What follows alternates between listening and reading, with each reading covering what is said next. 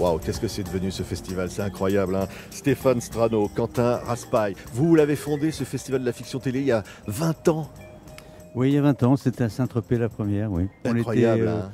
200 professionnels, 1800 spectateurs à la fin. Aujourd'hui, Oui. c'est 35 000 spectateurs et 2300 professionnels. Et vous, Stéphane Strano, maintenant qui présidez ce festival, il y en a combien aujourd'hui de spectateurs? C'est quel succès? 35 000 personnes du grand public qui viennent chaque année, depuis de nombreuses années maintenant, et puis 2300 professionnels accrédités, tous présents, C'est effectivement. dingue, hein. C'est dingue, hein. Non, mais C'est ça une grande montre réussite, combien les gens adorent les séries, les fictions télé. C'est ça, hein, ça a toujours été comme ça. Ça n'a pas toujours été comme ça, non. La fiction, elle a traversé des moments difficiles. La fiction française a même été décriée. Et les professionnels, il y a 20 ans, de la fiction n'étaient pas très considérés. C'est une des raisons pour laquelle j'ai inventé ce festival et que j'ai choisi Saint-Tropez, qui était une ville champagne, pour récompenser tous ces Ouais, mais techniciens, auteurs, réalisateurs, ouais, producteurs. on n'a pas trop perdu, là. Regardez le décor, hein, à La Rochelle, hein. On Stéphane est très Strano, c'est heureux. pas mal aussi, On hein. est très heureux d'être à La Rochelle parce qu'on a l'impression que la ville est dessinée Ouais, c'est pour ça. le festival. Et c'est vrai que c'est un grand bonheur, mais ça a commencé à Saint-Tropez. C'est un décor, un véritable décor de cinéma ici. Alors, tous les professionnels se retrouvent. Ils se disent quoi cette année, finalement? Ils se disent, ça va bien, là. On dit que la fiction française, ça y est, c'est très fort en 2017, on bat des records. Tous les chiffres sont bons. Ouais. Les chiffres de la fiction sont bons, les chiffres de l'export sont exceptionnels, les audiences sont magnifiques sur à peu près toutes les chaînes. Je pense évidemment à France 3 qui a encore cette année battu des records incroyables. Donc effectivement, oui, la fiction se porte bien, donc le festival se porte très bien. Ouais, bah alors tout va bien, alors. Cocorico, hein. C'est tout ce qu'on peut dire. Pas tout à fait. Non, il y a quand même des trucs. Bah, il faut encourager. Il faut encourager la création. Il faut encourager ceux qui peuvent faire ces séries. Qu'est-ce qu'il faut faire? Ah, c'est Stéphane qui répond maintenant. Oui. Merci. Stéphane, c'est Quentin. vous maintenant qui avez le lourd poids de porter tout, Tout à ça. fait, Hein. tout à fait. Il y a un vrai travail de fond. Alors évidemment, il y a quelque chose de politique qui est en train d'arriver avec la loi audiovisuelle qui va modifier profondément le fonctionnement de nos métiers.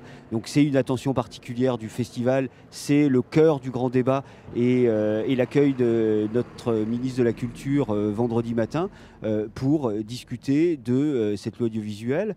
Le festival a par ailleurs organisé pendant toute la durée du festival des rencontres entre de nombreux députés qui viennent ici en charge de divers aspects de la réforme audiovisuelle pour auditionner les professionnels Oui, parce et qu'il y a- préparer il y a cette des loi. inquiétudes, il faut se le dire.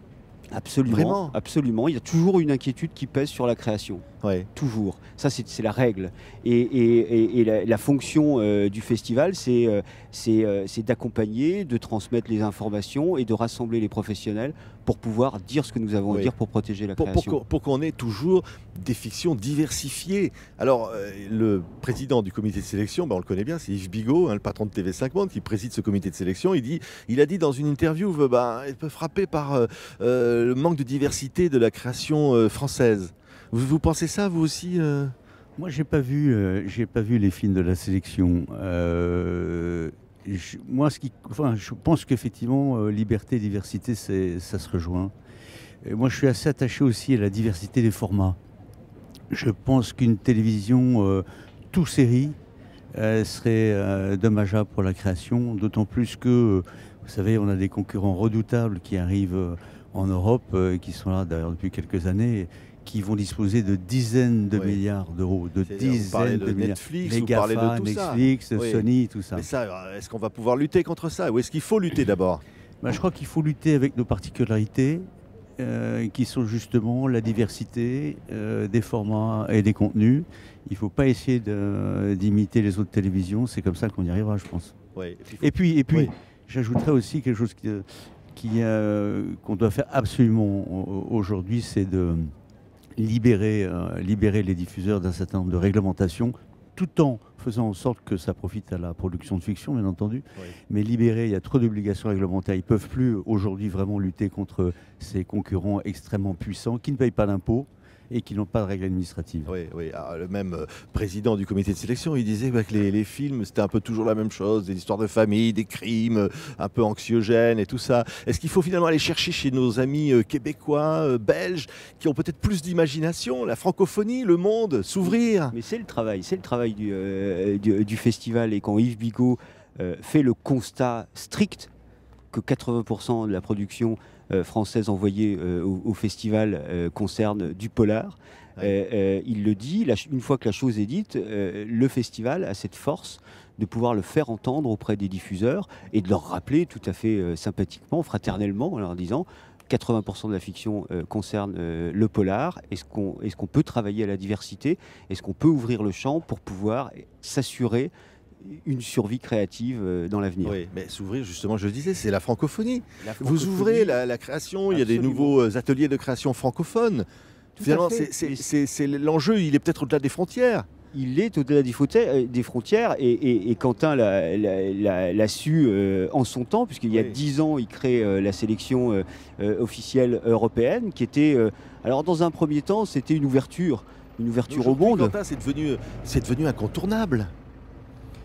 Oui, et puis moi j'étais aussi attaché à inviter nos amis africains. J'ai Ouais. passé pas mal de temps en Afrique, j'ai monté des sociétés, j'ai fait beaucoup de films là-bas. Et c'était un de mes grands plaisirs de les retrouver ici.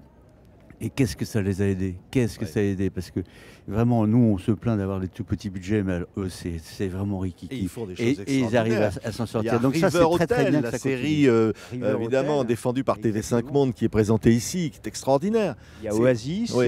il y a Invisible qui sont en sélection. On a la Côte d'Ivoire, le Togo présent, la République démocratique du Congo. Oui, cette sélection officielle francophone étrangère est une source d'inspiration.